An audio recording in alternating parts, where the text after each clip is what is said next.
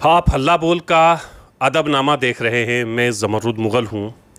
रियासत कभी जम्मू कश्मीर थी, अब जम्मू कश्मीर यूनियन टेरिटरी है। जम्मू और कश्मीर में ज़बान व अदब से जुड़े हुए ऐसे नाम जिन्होंने जम्मू और कश्मीर की नुमाइंदगी सिर्फ़ हिंदुस्तान ही में नहीं बल्कि पूरी दुनिया में की। जहाँ जहाँ ज़बान, अदब, आर्ट, कल्चर, लिटरेचर से मोहब्बत करने वाले लोग मौजूद हैं, वहाँ वहाँ जम्मू और कश्मीर के वो नाम जिन्होंने जम्मू और कश्मीर के आर्ट, कल्चर और लिटरेचर को वहाँ तक पहुँचाया, उनमें एक बहुत ही अहम और मोतबर नाम खालिद हुसैन ख़ान का है। खालिद साहब को अभी हाल ही में साहित्य अकादमी अवार्ड से भी नवाजा गया है। उर्दू में भी लिखते हैं और पंजाबी में भी। साहित्य अकादमी अवार्ड इनको पंजाबी में जो लिखते हैं पंजाबी ज़बान में मिला है।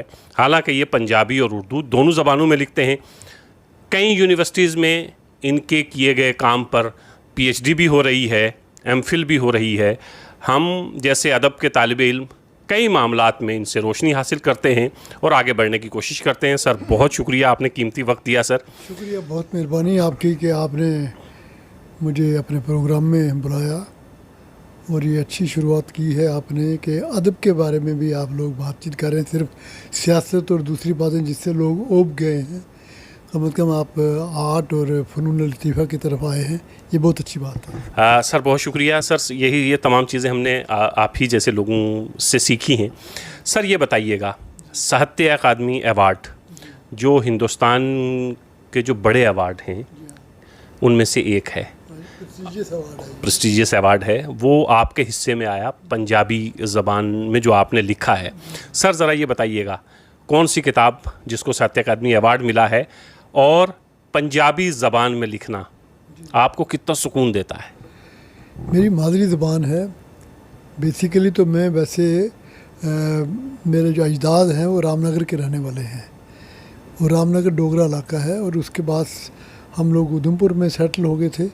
लेकिन 1947 की तकसीम के बाद जो यहाँ हालात पैदा हुए, जो शोरश बरपा हुई, उसमें मेरा तो पूरा ख़ानदान शहीद हो गया। लेकिन फिर हम लोग वहाँ से उठ के जम्मू आ गए और जम्मू में जिस मोहल्ले में मैं रहा उसका नाम था मोहल्ला उस्ताद गौस मोहम्मद ख़ान, जो सुकड़ता मोहल्ला उस्ताद रह गया है, आज भी बड़ा मशहूर, जिसको आजकल के लड़के जो उस्ताद मोहल्ला कहते हैं। जी हाँ, जी हाँ। उसका असली नाम जो है मोहल्ला उस्ताद गौस मोहम्मद ख़ान है। तो वहाँ के लोगों में वो आम तौर पे वो जो यानी कामगर लोग हैं, कारीगर लोग हैं, स्किल और अनस्किल लेबर के लोग थे उन दिनों। अब तो माशाल्लाह सभी पढ़ लिख गए हैं, उनके बच्चे भी बड़े बड़े ओहदों पे हैं। लेकिन वो लोग जो थे उनके पास ज़बान बड़ी प्योर थी, उनमें कोई रलावट नहीं थी, कोई मिलावट नहीं थी। वो अगर पंजाबी बोलते थे तो बिल्कुल शुद्ध पंजाबी, जिसमें किसी किस्म की मिलावट या रला नहीं था। तो उन लोगों से मैं ये ज़बान सीखी, क्योंकि बचपन मेरा वहीं गुज़रा। तो पंजाबी ज़बान का मुझे शौक़ हुआ, पंजाबी फ़ोक ख़ास तौर पे सूफ़ियों का कलाम सुनने का मुझे शौक़ पैदा हुआ। तो ये लोग अक्सर अपनी जब बातचीत करते थे बड़ी बामुहावरा और अखानों भरी बातें इनके करते, वो मैं नोट किया करता था। इसके अलावा लाहौर से एक स्टेशन था, लाहौर स्टेशन से एक प्रोग्राम चलता था, रावीदिया छल्ला। रावीदिया छल्ला में एक कैरेक्टर था निज़ामुद्दीन। अगर आप अभी भी यूट्यूब खोलें तो निज़ामुद्दीन की बातें से अगर आप निकालें तो उसके हर जुमले में दो तीन मुहावरे होते थे। तो मैं वो नोट किया करता था। तो वो शौक़ मुझे पड़ गया कि इस ज़बान को सीखना चाहिए।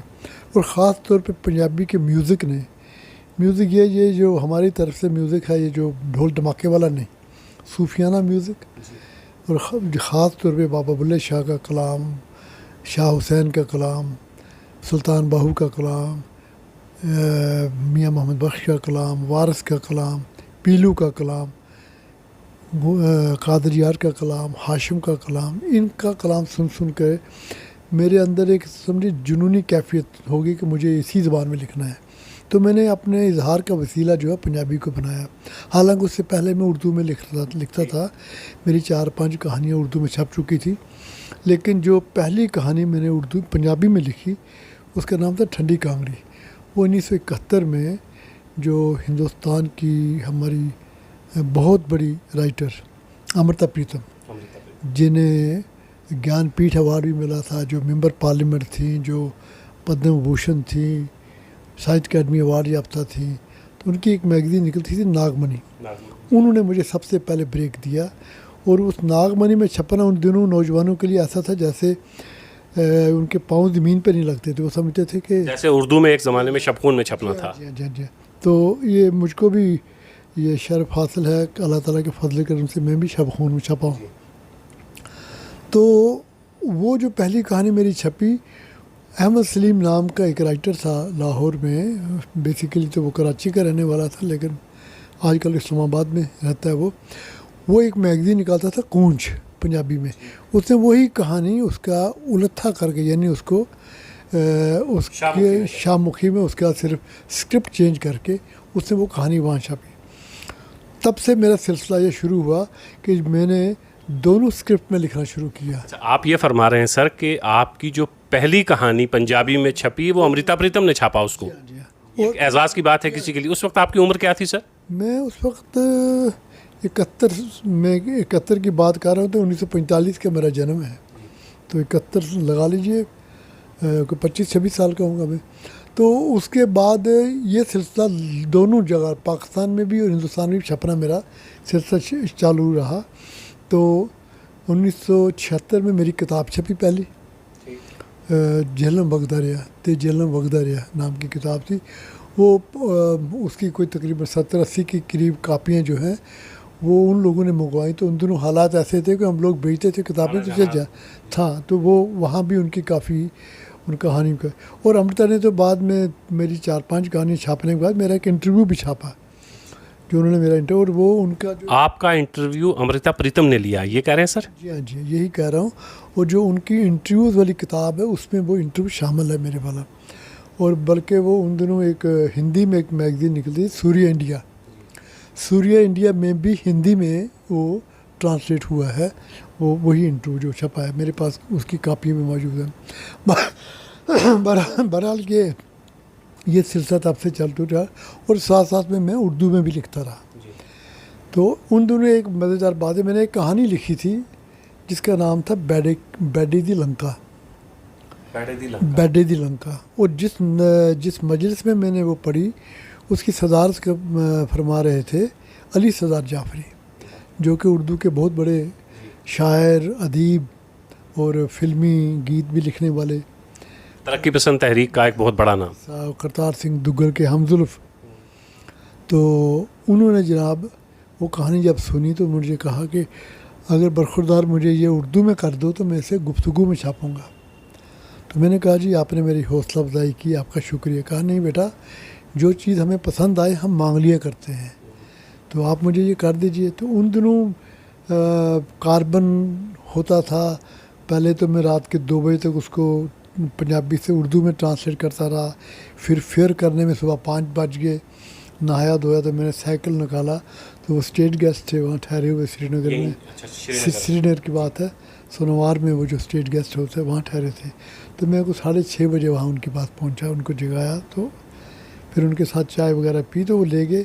तो वो कहानी उन्होंने अक्टूबर-नवंबर इशू जो था गुफ्तगू का 79 उसमें छापी वो कहानी उन्होंने। गोया 77 में अमृता प्रीतम आपको छापती हैं, 71 में अमृता प्रीतम और 79 में अली सरदार जाफरी। नहीं, इससे पहले मेरी कहानी उर्दू के कई मैगजीन में आ चुकी थी, आजकल शमा में, दूसरी रूबी में। और अली सरदार जाफरी ने पहली बार आपको पंजाबी वाली कहानी शायर में छाप चुका था मैं। तो पंजाबी में तो काफ़ी कहानियाँ मेरी को तकरीबन 79 तक तो मेरी को 50-60 के करीब कहानियाँ दोनों मुल्कों में छप चुकी थी।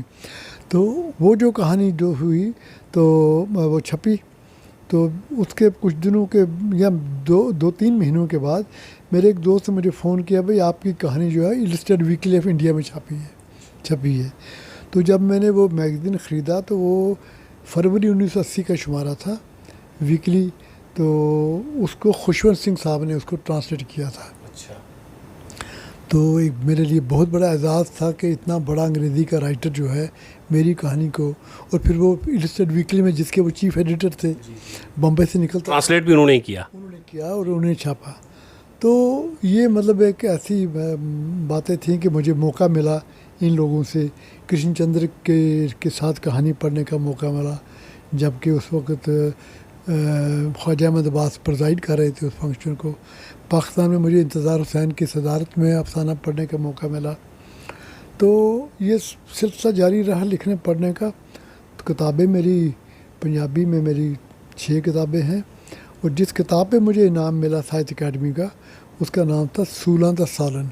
सालन पहली किताब। जरा समझा दीजिएगा क्या सर कहानी। पहली किताब तो मेरी जो थी वो थी ते जेलों वगदा रहा। दूसरी किताब मेरी थी गोरी फसल दे सुदागर, पंजाबी में। तीसरी किताब थी मेरी पंजाबी में डूंगे पानियां दा दुख। चौथी किताब जो मेरी थी वो थी बल्दी बर्फ दा सेक। अभी अनुमान देखिए मेरे, बल्दी बर्फ दा सेक थी चौथी। पांचवी किताब जो मेरी थी वो था सूलां दा सालन। सूल कांटे को कहते हैं। शाह हुसैन जो हमारे बहुत बड़े पंजाबी के सूफी शायर हुए हैं, उनकी काफ़ी है एक, माए ने में किन्नू आखां दर्द विछोड़े दा हाल, दुखां दी रोटी सूलां दा सालन, आहें दा बालन बाल, माए ने में किन्नू आखां दर्द विछोड़े दा हाल। अब ये देखो, ये उस वक़्त में अलामतें और तशबीहें जो इस्तेमाल किया, अकबर के वक़्त का शायर है ये, अकबर के वक़्त का शायर है। कबीर का ये हमअसर है, और ये कह रहा है कि दुखां दी रोटी सूलां दा सालन, कि मैं दुखों की रोटी खाता हूँ, कांटों का सालन खा के साथ में दुखों की रोटी खाता हूँ, और अपनी आहें जो है मेरी आंसू हैं उसका बालन जलाता हूँ, फिर भी मुझे वो नहीं मिल रहा है जिसकी मैं तमन्ना कर। माए नहीं मैं किन्नू आखा दर्द विछोड़े दा हाल, जो मेरा मुझसे बिछड़ा है मेरा यार, मेरा जो है जी। तो ये सूफियों का मैं बहुत यानी दिलदादा हूँ, उनको बहुत पढ़ा है मैंने सूफियाना कलाम सारा, तो वो मेरी हड्डियों में रचा हुआ है। तो आप मेरे अफसानों में देखेंगे कि वो रंग जो है ना वो कहीं कहीं किताबों के उन्वान से भी अंदाज़ा लगा सकते हैं, में मिलेगा। तो छठी किताब मेरी जो पंजाबी में आई वो आई इश्क मलंगी। इश्क मलंगी के 2 कहानियों पे तो ड्रामा भी खेला उसने, क्या नाम है इसका, मुश्ताक काक ने, हिंदुस्तान के तकरीबन 16-17 शहरों में वो खेला उसने ड्रामा। इस पे के अलावा एक फ़िल्म, एक कहानी पे मेरी फ़िल्म भी बन चुकी है, लकीर। लकीर फ़िल्म जो बनी वो यहाँ सिल्वर जुबली मनाई उसने हमारे JNK में। ख़ास तौर पे वो पहाड़ी ज़बान की पहली फ़िल्म थी वो, जिसका स्क्रीन प्ले और स्क्रिप्ट लिखा अली अदालत ने, जो लंदन में रहते हैं। तो उसको डायरेक्ट किया था शिवदत्त ने, जिसकी अभी डेथ हो गई है, उन्होंने डायरेक्ट किया। वो बहुत चली यहाँ फिल्म, और ख़ास तौर पे जो ये आपके पठवार के इलाके हैं, पठवारी बोलने वाले, ये पहाड़ी बोलने वाले, उन लोगों ने उससे बेहद पसंद किया, क्योंकि उस ज़बान में ये पहली फ़िल्म थी। इसके अलावा एक और फिल्म जो है बन रही है, वो बॉलीवुड में बन रही, बम्बई में वो मुझसे ले गए हैं सब, फिर एग्रीमेंट सब कुछ हो चुका है। तो ये सिलसिला जारी है लिखने का। सर माजरत के साथ सर मैं रोक रहा हूँ आपको। सर ये बताइएगा, जम्मू और कश्मीर में लिखना, और फिर आप एक बड़े ओहदे पर रहे हैं, आप डिप्टी कमिश्नर रहे हैं, वक्त कैसे निकालते थे आप, लिखना भी और फिर सरकारी जिम्मेदारियाँ भी निभाना? तो आप क्या समझते हैं कि अगर कोई किसी बड़े ओहदे पे है और बहुत ज़्यादा मसरूफ़ है, उसके बाद भी अगर शौक़ है तो लिखना पढ़ना जारी रखना चाहिए? देखिए जी, बात यह है कि जो तो आपके सरकारी जो फ़राइज़ हैं उनको तो आपने सिद्क दिली से अंजामदही उनकी होनी चाहिए। लेकिन जब आप सरकारी कामकाज करते हैं तो आपको अलग अलग किस्म के लोग मिलते हैं। आपको कई चेहरे जो मिलते हैं, जो आप पढ़ते हैं उन चेहरों को, उनमें आपको वही आपकी कहानियों का किरदार भी बनते हैं। बहुत कुछ आपको उनको मिलता है। होता ये है कि कोई वाक़या देख लिया, कुछ किया, तो वो अब मेरे जहन में महफूज हो गया। मसरूफियत मैं लिख नहीं पाया, लेकिन मेरे जहन में है वो। कभी ना कभी तो हाँ, तो फिर जब मौका मिलता था तो वो लिखते थे, अगर वहाँ मिल गया, वरना छुट्टी पे घर आए हैं तो तब अगर मिल गया। या ये है कि मैंने ताल्लुक़ अपना जो था ना फ़नून लतीफ़ा से तोड़ा नहीं। जब मैं पूंछ में 90 में मैं ACD था, वहाँ से कमिश्नर था डेवलपमेंट का, तो मैंने वहाँ चक्रवर्ती साहब उस वक्त DC थे और मेरे साथ थे KD मैनी साहब थे। हमने मिल के वहाँ पूंछ मेला किया। हमने बहुत बड़े बड़े संगीतकार वहाँ बुलाए, वडाली ब्रदर्स वहाँ बुलाए हमने, सरदूल सिकंदर को वहाँ बुलाया हमने, चंचल भारती को बुलाया हमने। ये वो लोग थे जो पूरे हिंदुस्तान में छाए हुए थे। तो उस वक्त मिलिटेंसी बहुत ज़्यादा पीक पे थी, तो हमने नौजवान यूथ को इस तरफ लाया कि ताकि ये लोग उस तरफ बनाते। तो ये एक शौक़ रहा मेरा। जब मैं वहाँ डिप्टी कमिश्नर गया तो मैंने एक शाम बशीर बद्र के नाम पे पूंछ में करवाई। वो हमें भी याद है सर, हम छोटे थे। आप देख लीजिए कि कम से कम 1500 लोग आए थे और दोनों डिस्ट्रिक्टों से लोग आए थे। और एक आदमी जो है, एक नया तजुर्बा था कि एक शाम बशीर बद्र के नाम उस शख्स ने 2.5 घंटे आवाम को बांध के रखा। फिर मैंने निज़ाफ़ादी को वहाँ लाया। तो ये जो शो जब मैं पुंछ में इसमें डोडा में था तो वहाँ मैंने मुशायरे कुल हिंद करवाए। तो ये जो ताल्लुक़ था ना मेरा ये अदब के साथ, वो मैंने कभी भी नहीं तोड़ा, पूरी तरह। बाकी ये कि ना ये सुखन की बात है जी। एक साईं फ़खरुद्दीन हमारे पुंछ के दिगवार के रहने वाले थे, एक सूफ़ी। उनका एक जो मिसरा है वो कहते हैं कि शायर दा कोई वक्त है जिया वांग नदी वग जाए, कदे कदे लख हीला करिए मिसरा इकना है, कदे कदे रफ्तार कलम दी बोलन तू ना थकदी, कलम नमानी दर्द रंजानी जल्दी लिख ना सकदी। तो जो ये शायर का अदीब का ये होता है, ये जब आमद हो तो फिर वो सब कुछ हो चलता लिखता। सर ये बताइएगा, आपने अमृता प्रीतम का जिक्र किया, मैं शब खून की तरफ आना चाहूँगा। शब खून ने जितने बड़े अदीब शायर उर्दू अदब को दिए, वो शायद ही किसी और मैगज़ीन ने इतना बड़ा काम किया हो। मैं हिंदुस्तान के हवाले से अगर बात करूं, शमसुर रहमान फ़ारूकी अगर किसी के लिए एक ज़माने में एक जुमला क्या एक हर्फ भी लिख देते थे तो वो आर्ट कल्चर से जुड़े हुए लोगों के लिए मोतबर हो जाता था। तो आप शब खून में भी छपे, तो ज़रा कुछ तजर्बा बताइएगा। फ़ारूकी साहब से अगर कोई ताल्लुक़ आपका रहा हो, कुछ किस्सा आप बताना चाहें। मेरा उनके साथ कभी डायरेक्ट ताल्लुक़ नहीं रहा। अच्छा। हुआ ये कि मैंने अपनी एक कहानी जो मैंने पंजाबी में लिखी थी उसका मैंने उर्दू तर्जमा किया। उन दिनों ये था कि फ़ारूकी साहब अलामती शायरी और अलामती अफसाने बहुत पसंद करते थे। तो मेरे अफसाने का नाम था गोरी फसल के सौदागर। पंजाबी में मैंने लिखा गोरी फसल के सौदागर, जिसके नाम पे मेरी किताब भी है। तो वो अफसाना जब मैंने भेजा उनको तो उन्होंने पढ़ा, उन्होंने बाकायदा बक्स में लिखा कि खालिद हुसैन पंजाबी के अफसाना निगार हैं, तो ये अफसाना जो है इन्होंने उर्दू में किया है खुसूसी तौर पे शब खून के लिए। तो एक उसी शुमारे में पहली बार ये जावेद अख्तर छपा। अच्छा, जावेद अख्तर भी वहाँ छपे हैं पहली बार। अच्छा, पहली और आखिरी बार होगा या उसके बाद भी छपे? मुझे बात का नहीं पता, लेकिन चूंकि उनके जिस तरह का फ़ारूकी साहब के उस रिसाले का मिजाज था तो उसमें थोड़ा मुश्किल था। पहली बार मैं ये कह रहा हूँ कि वो मैगज़ीन मेरे पास मौजूद है, तो वो भी उन्होंने लिखा भाई ये जानिसार अख्तर के बेटे हैं, तो इनको पहली बार मैं छाप रहा हूँ। ज़्यादा यानी उनकी भी शुरुआत जो शायरी की होती है वो भी शब खून से होती है। इसके अलावा हमारे जम्मू कश्मीर से थे एक मसूद अल हसन सामू जो यहाँ IAS अफसर रहे वगैरह, तो उनकी रुबाइयाँ उन्होंने दी हुई थी। ये 2-3 चीज़ जो हम पहली बार वहाँ उस वक्त छपे थे। फिर तो बाद में शायर क्या कहते हैं जी उर्दू में अल्फाज अलीगढ़ से निकलता था, सतूर वो निकालता था, कुमार पाशी निकालता था दिल्ली से, और इसी तरह अवराक और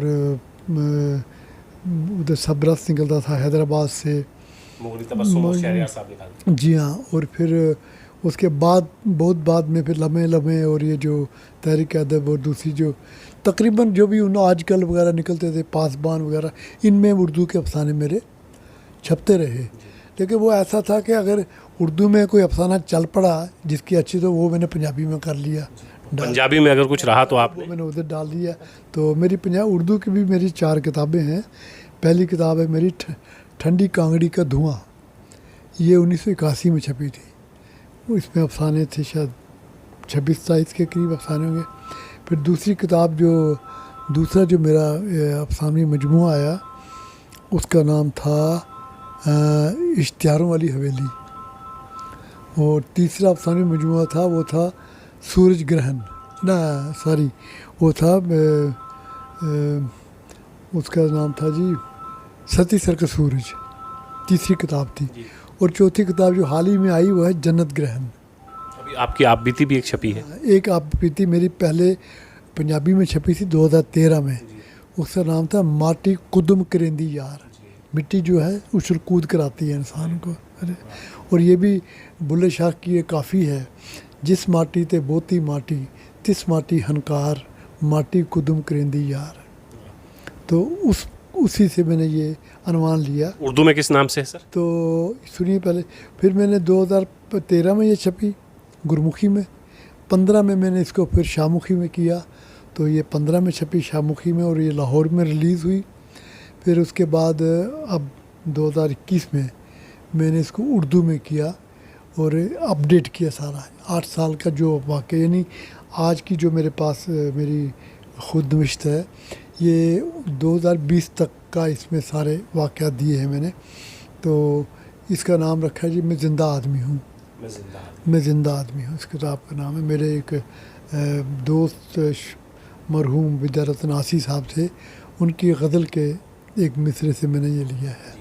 अच्छा सर, ये बताइएगा, जम्मू और कश्मीर में इस वक्त आपने एक लंबा अरसा लिटरेचर को दिया है, क्या लगता है आपको इस वक्त अदब से ताल्लुक़ जो आपके ज़माने में लोगों का था, या आपका और आपके साथियों का था, इस वक्त जम्मू और कश्मीर में आर्ट कल्चर कुछ फ़रोग़ पा रहा है, या ऐसा है कि आर्ट कल्चर जो है वो उतनी जगह बनाने में नाकाम रहा है जितनी जगह बाकी चीज़ें कर रही हैं सर? देखिए, अदब अपने ज़माने की तर्जुमानी करना चाहिए, अपने ज़माने के सच को बयान करना चाहिए अदब ने, तब वो अदब है।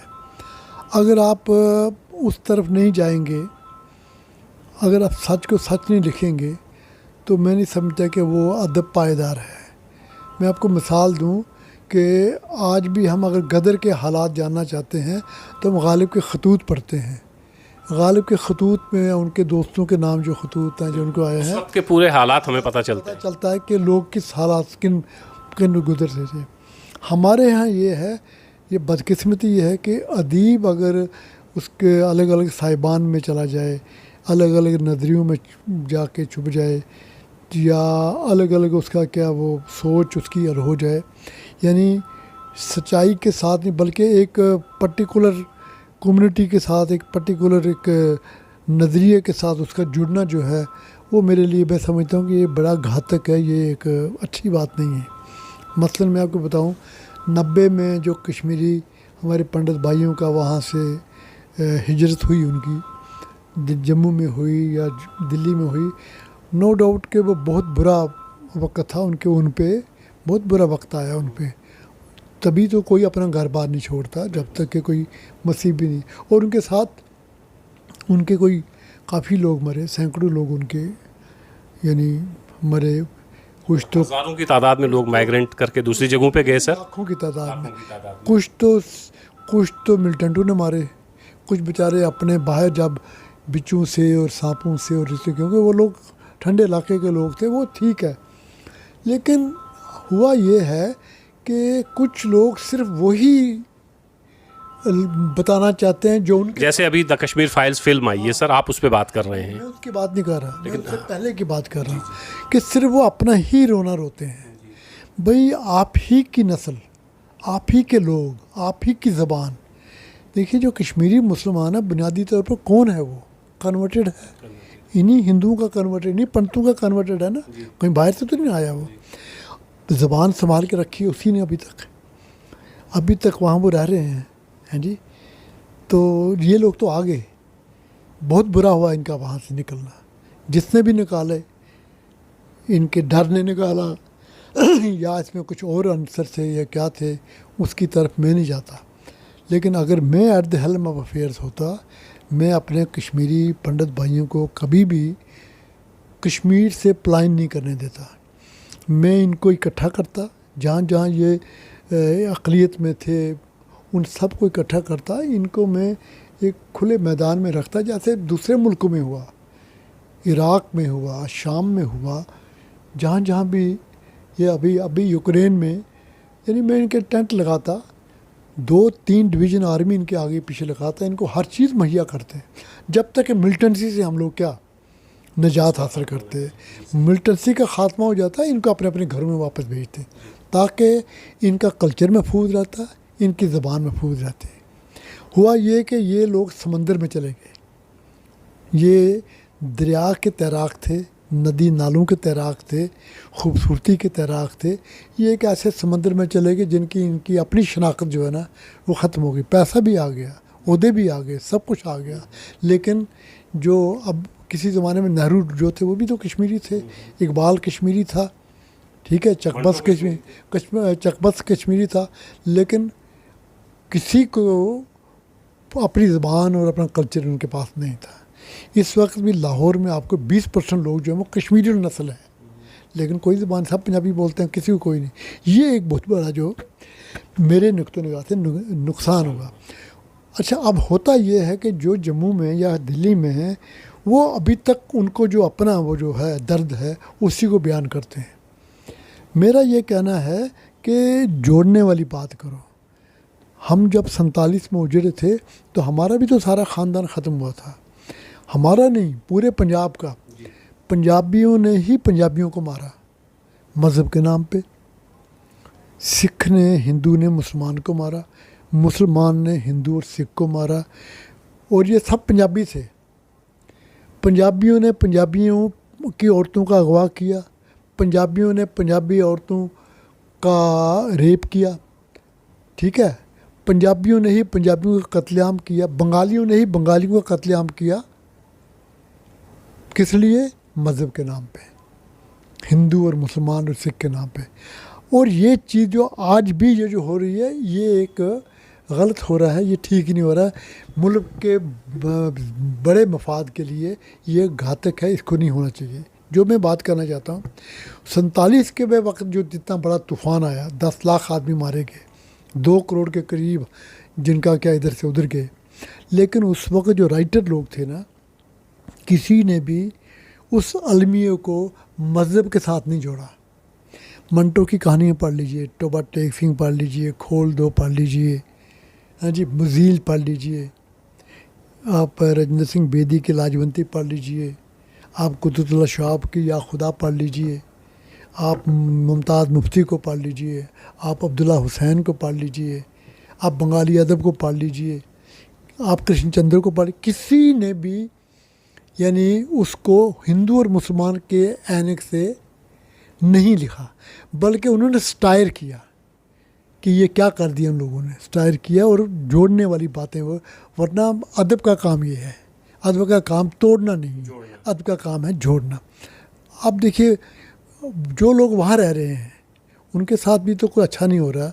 वो तो एक ऐसी आरी से काटे जा रहे हैं जिनके दो तरफ क्या हैं, दंदे हैं।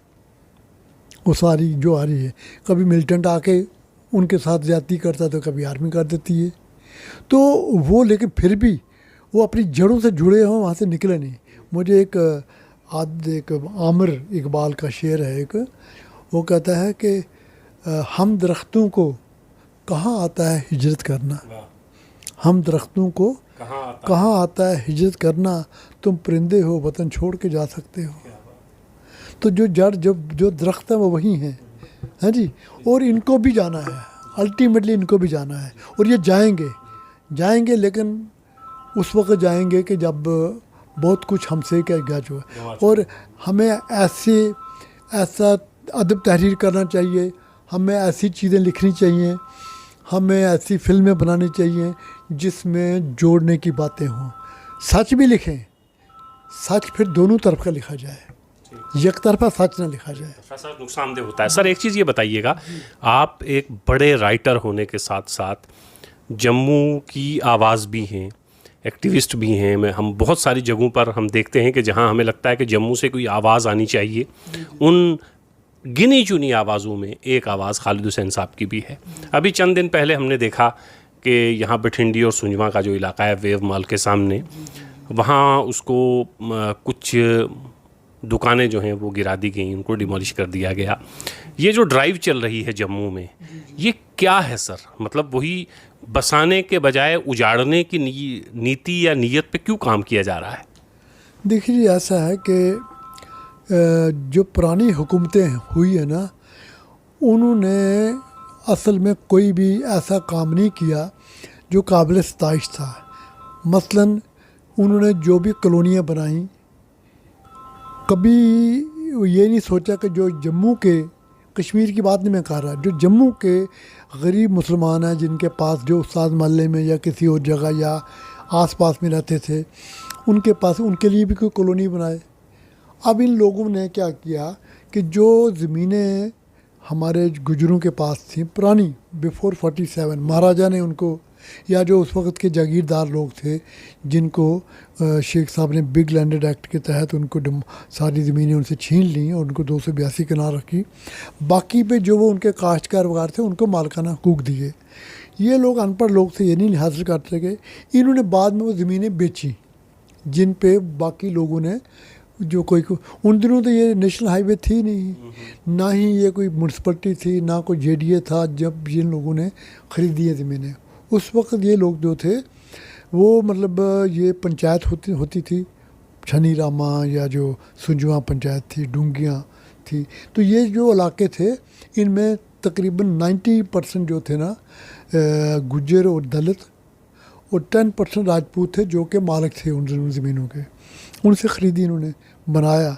अब चूँकि जब ये कमर्शियल एरिया बन गया, दोनों तरफ रोड बन गई, अब माल आ गया, दुकानें इतने आ गई, तो गवर्नमेंट जाग पड़ी। हमारा ये कहना है, और ख़ास तौर पे मेरी एक मोदबाना गुजारिश है एलजी साहब से कि इन लोगों को कम से कम सुने, इनको बुला के सुने, इनकी ग्रीवेंसेस को सुने, क्योंकि आप एक पॉलिटिकल लीडर भी हैं, आपका बहुत अच्छा नाम है। आपको यहाँ के लोग इस बात को मान के चलते हैं कि अगर कोई बात सुनने वाला है और हमें कोई निजात दहिंदा है, हमारा जो सही नुमाइंदा है हमारा, वो एलजी साहब है हमारे, मनोज सिन्हा साहब। इनको बुलाया जाए, इनको सुना जाए। इस तरह से उजाड़ना जो है और किसी दूसरे को बसाना ठीक नहीं है। और ये है कि देखिए, गवर्नमेंट ने पहली गवर्नमेंट थी, उन्होंने पहले 30-40 साल से इन्होंने ये दुकानें या जो इनकी जो बनी, तब किसी ने नहीं पूछा, कोई नहीं आया, किसी ने आगे नहीं आया भाई आप क्यों बना रहे हो। इन लोगों का अनइंटरप्टेड जो है ना, इस पे एडवर्स क्या है, ये ना पोजेशन है, ये स्टेट लैंड है, इसमें कोई शक नहीं, ये स्टेट लैंड है। लेकिन इन पे एडवर्स जो है वो जो पोजेशन है वो इनके पास, और अनइंटरप्टेड, किसी ने आज तक इनको वहाँ से बेदखली के नोटिस नहीं दिए। बल्कि क्या किया कि इनसे 2007 में एप्लीकेशनें मांगी कि भी आपको रेगुलाइज करेंगे। वो एप्लीकेशन आज भी डीसी साहब के दफ्तर में, तहसीलदार के दफ्तर में मौजूद हैं, इंडिविजुअल हर एक की। उसके बाद इन्होंने कुछ लैंड जो थी वो ट्रांसफ़र कर दी, कहाँ, इधर क्या कहते हैं, हाउसिंग बोर्ड को। हाउसिंग बोर्ड में जब ये गई तो फिर कहा गया कि अब आप हाउसिंग बोर्ड में फार्म भरिए। लोगों ने हाउसिंग बोर्ड में फार्म भरे, उनकी रसीदें हर एक के पास हैं, भाई आप देखेंगे। लेकिन उसके बाद भी कोई एक्शन लिया।